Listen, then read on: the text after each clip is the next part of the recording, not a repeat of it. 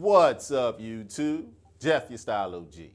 And on today's video, I want to help you be able to disagree without arguing. If you're new to the channel, we release a new video every Monday, Thursday, and Saturday at 4 p.m. Eastern, discussing various men's lifestyle topics such as style, grooming, and dating. I invite you to subscribe, tap the notification bell, and join us. And to my returning friends like Ty Garrett, salute. Now, whether it's with a friend, family, co-worker, supervisor, or the lady in your life, there's going to be times when you guys disagree, but you don't want it to devolve into an argument. There is a difference between the two, and that's what we're going to talk about on today's video. On today's video, I'm going to help you understand how you can disagree with somebody without being disagreeable, how to have that discussion without it becoming a fight or an argument. So without any further delay, let's hop right into it. Now, first we need to establish what I see as the difference between a disagreement and an argument. Now, disagreement and an argument both have two people with opposing views. A disagreement does involve you having differing views, but it comes from a place of seeking common ground. The goal is to seek the truth and an understanding. Whereas an argument is an exchange of opposing views, but it's typically heated and filled with anger. Now, of course, I'm going to submit to you that it's better to have a disagreement than an argument. One of the things you want to do to distinguish between the two is when you come into a discussion, you're looking to come to an understanding. You're not looking to be right. You don't care who's right. You want there to be a resolution. You are having a conversation, not a competition. When you get angry, you're just trying to win. Understanding gets thrown out the window. An argument is more of an emotional exercise. A disagreement, more of a logical one. And anything based on emotion, especially anger, is not going to lead to common ground. The goal should be both of you guys getting your differing views out and coming to a commonplace understanding. When you're arguing, it's a competition. Competitions have a winner and a loser. Nobody wants to lose a discussion. Now, one of the things I've consistently had to work on over the years is this thing I'm going to encourage you to do when you're having a disagreement and don't want it to become an argument. You want to listen to understand, not listen to reply. During an argument, you're just waiting for your turn to jump in. You're really not hearing the other person. You really don't care. You want to win the point. You're waiting for the time to get in with your response. You're calculating your response in your head. If you're busy calculating your reply, you cannot be taking in what the other person is saying. It's just not possible. Whereas in a disagreement, you state your point, but then you let the other person take the floor and you do active listening. You're not waiting to pick apart their talking points. You're trying to comprehend, process, and then give your reply. When you're arguing, you're listening to reply, not to understand. You want to do the opposite. Listen to understand. And what that does is lead to the next important thing when having a disagreement. You want to try to maintain a respect for the other person and their opinion throughout the disagreement. See, the thing is, when you're going into a disagreement as opposed to an argument, I presuppose you respect the person you're taking the time to have the disagreement with. And if so, you want to both respect each other after the conversation. That's why you want to maintain respect for that person and their opinion throughout the discussion. Now, that does not mean you become a pushover and don't stick to your points. That does not mean you need to give up your point of view. It's okay to assert yourself, you just don't want to be aggressive. A person who's disagreeing is assertive. A person who's having an argument is angry and is aggressive. Big difference. And that kind of ties into my next point. I highly suggest you don't have disagreements with people you don't respect to begin with. That's the quickest way to lead to an argument. When you're having a disagreement as opposed to an argument, not only do you want to hear the other person's opinion, you believe they have a right to have a differing opinion than yourself. Oftentimes when you get in an argument, you don't respect the person to begin with. You just want to win. They're just your competition. The people we're talking about today are important people that you're having these disagreements with.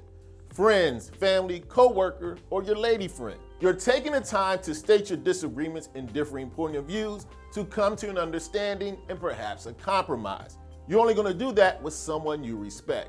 I highly recommend, if you can avoid it, even get into a disagreement with someone you don't respect. It's the quickest path to an argument. One of the common themes you're going to notice throughout this video is respect. And one of the great ways to have a fruitful disagreement is to approach the person with respectful body language. Here's what I mean. During a conversation, not only is a person paying attention to what you say, they're getting body language cues. You want to give ones that are respectful, as I said. For one, you want to give them the respect of eye contact throughout the discussion. When you give someone good eye contact, they feel respected. They feel like you're paying attention to what they have to say. On top of that, pay attention to how you orient your body. When they're talking, face them. Don't turn away, don't walk around. Make sure your body language is showing you're engaged in the conversation. And another thing, if possible, try to keep a calm, even tone throughout the discussion. Getting overly excitable can easily lead to an argument.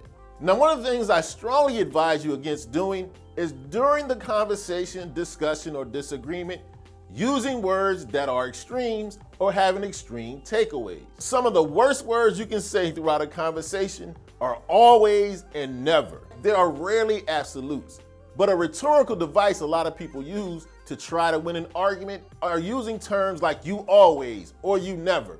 Nobody always or never does anything. Now the person is really getting off the point you're discussing and has to defend an absolute or an extreme that's very difficult to defend. Once it comes to an understanding, I advise you not to use these extreme words. Nobody always, and most people never. Leave those words out of your disagreement vocabulary. Now, one of the things I want to mention, and I probably could have mentioned this earlier, think about what type of discussion you're going to have. Is it a disagreement? Is it a debate? Is it an argument? Those are three different things with three different approaches. If you're having a debate, the object is to win the argument, but you don't want to do it in an angry way. And there's nothing wrong with having debates, but debates are different from arguments or discussion. The goal of a debate is to persuade the other person you have the correct point of view. A disagreement, and most times in your life, when you're dealing with someone who's of importance to you, you're not having debates, or at least you shouldn't. You more than likely are having disagreements.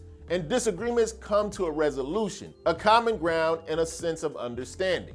Debates don't do that. Debates have a winner and a loser, just like argument. And sometimes you're going to have an argument. Same goal as a debate, but much more emotional and some anger involved. Now, one of the things you want to pay attention to when you're having a disagreement, and this is a subtlety or nuance, you're going to have some debate during a disagreement. And in a debate, you attack a person's points.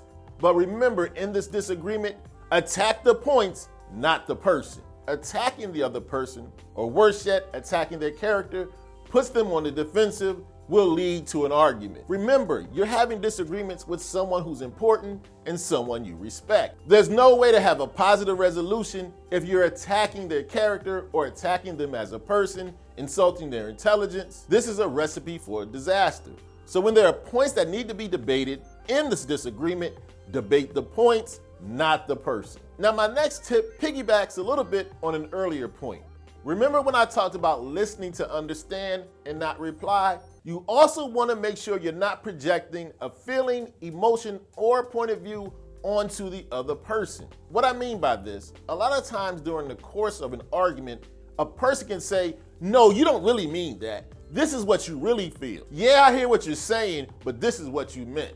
That's a way of disregarding the person's point and giving them an ulterior motive. Give them enough respect to feel like they can articulate exactly how they feel without your help. Because what winds up happening if you project an emotion, a feeling, or a point of view upon them, now they have to defend whether they have that point of view or emotion. No longer have the ability to get you to listen to what they have to say because they have to defend a point of view, emotion, or feeling they may not be having. So again, listen to understand and not to reply.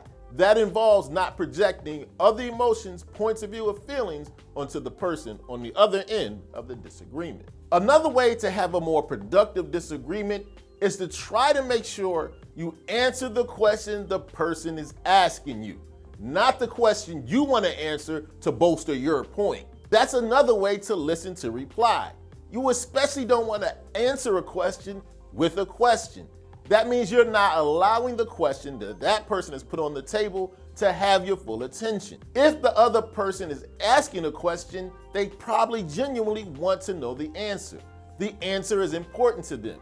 If you push it to the side, ask another question, or try to come up with a reply to bolster your point of view, you're not validating their point of view or the question they asked. This can easily lead to frustration on the other party's part. Most of the time when we answer a question with a question, we're trying to win. We're not trying to understand.